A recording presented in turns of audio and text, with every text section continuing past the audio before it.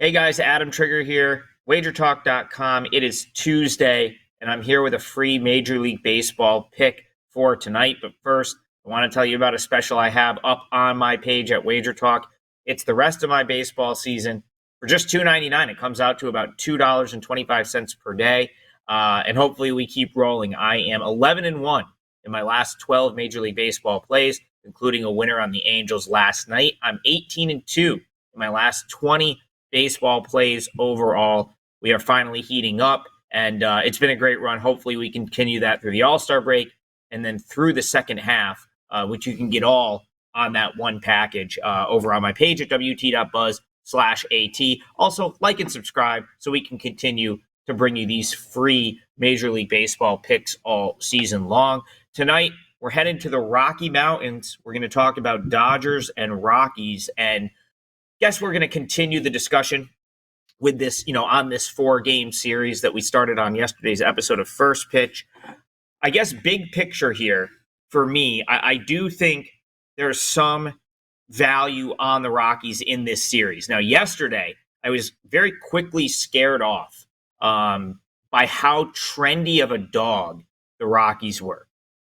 Typically, trendy underdog, 100-loss team it does not end well, and that was the case. The Dodgers won easily yesterday. The Rockies really were never in it, and so I had a feeling yesterday wasn't the spot to jump in, and it turned out I was right about that. I thought the Mookie Betts being out thing was kind of overpriced into the number. I do think he obviously matters. He would probably matter more to a lesser team. Let's be honest, the Dodgers are still very much an elite team. Without Betts for 6 to 8 weeks, they're still a very elite team. They slid a guy named Shohei Ohtani into the leadoff spot, right? Like they just have so much talent on that roster. They've got talent down in AAA at Oklahoma City. The Dodgers aren't going to be hurting, but they'll almost always, regardless, be priced as an elite option, which they are. And the Rockies are almost always going to be priced as the value option because they're going to lose 100 games this year. So you can't just come out and play the quote-unquote value angle with the Rockies. I think you've got to try to find a better spot to do it. And maybe that better spot is here because Walker Buehler, in my opinion, is more fade-worthy than Mookie being out. And, of course, you're still getting Mookie out. He's going to be out for the foreseeable future. So let's talk about Walker Buehler for a second and why I think he's worth playing against. I had my concerns watching him at AAA. He had a lengthy rehab earlier this year down in the minors. I believe he made 6 starts. 5 of them were at the AAA level, where he just did not look like the Walker Buehler that I remember watching, prior to the injury. And the numbers would suggest that that's the case. 4.12 ERA, 1.58 WHIP. Opponents hitting .291 against him in 19 innings in Oklahoma City.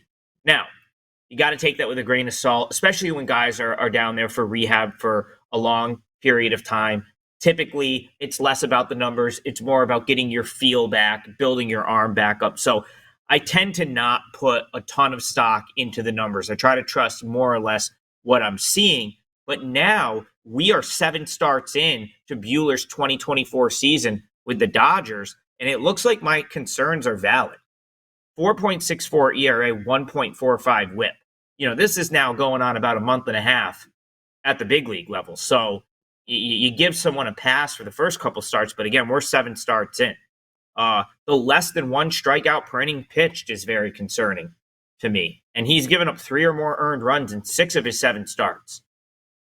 So those are all, kind of my concerns coming off of the minor league rehab. They've all sort of come to life at the big league level. The Rockies hit Walker Buehler hard at Dodger Stadium earlier this year.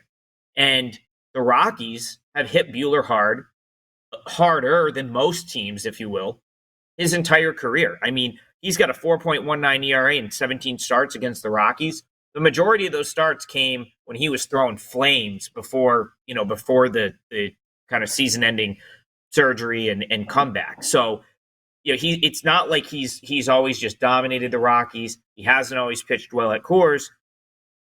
Again, cause for concern. How about his 8 home runs in 33 innings pitched? That number is third worst in the National League. There's only 2 starters in the National League that have given up more home runs per 9 this season than Buehler. And then you can tack on 3 more bombs that he gave up while he was down at AAA with Oklahoma City. So that's concerning. And certainly deserves to be highlighted here in a situation where the Dodgers are being treated like the vastly superior option, right? Because I think they probably are. But I think Buehler and his sort of, now we've got a pretty big picture. We've got 5, 6 rehab starts, 7 starts at the big league level. Just not someone that I really trust to go to Coors Field and not give up some offense. Now, Austin Gomber has given up nothing but offense since the calendar flipped to June. 3 starts in June, he's got a 12.27 ERA. Not good. And that was probably something that was coming for him. I think that's maybe a little bit inflated when you consider that Gomber's May might have been the best month of his entire career at any level of professional baseball. He had a 0.68 ERA in 4 May starts for the Rockies. So, maybe he probably as that stretch, and he's probably not as bad as this stretch now. Now, he has a 6, in 8 starts against the Dodgers in his career. His ERA is 6. But again, the Dodgers are priced as if they're going to score runs, and they typically do. So this is really about, can Gomber be good enough to keep his team in the game? And can the Rockies score a little bit? And I think the answer here is more than likely yes. Which brings me to the way I would look to bet this game. The Rockies, I've said this before. People ask me, well, why the +1.5? Why are you always looking at +1.5? There's 2 main reasons. One, I feel like I can steal an extra run in a spot where I maybe have the visiting team. Maybe I don't, I feel like the odds are skewed enough where I'm getting like quote unquote a free run. And 2, when I'm trying to back a bad baseball team, I do not want to have to trust the Rockies to win a game. They're going to lose 100 games this year. That's pretty much a given at this point, or come very, very close to it. Where I will take a chance with the Rockies is when I can get a run to work with, which sort of covers me if they like blow a game late that they had a lead in. Maybe they come back, they get to bat in the bottom of the 9th, and they get a couple runs back, but then they lose the game. It gives me out, and in this case, we're getting +1.5 at plus money with +105. So, I get that you get a nice +155 money line. Personally, I would much rather have the run to work with and still get my plus money on +1.5, on +1.5, +105. Jake Bird, Justin Lawrence both came back yesterday. They both pitched out of the bullpen. That's huge for a Rockies bullpen that's been as bad as you'll find in Major League Baseball. That's 2 of their better relievers that are now back in the fold. So that helps. I think the Rockies will, at some point during this 4-game series, the Rockies will likely take a game.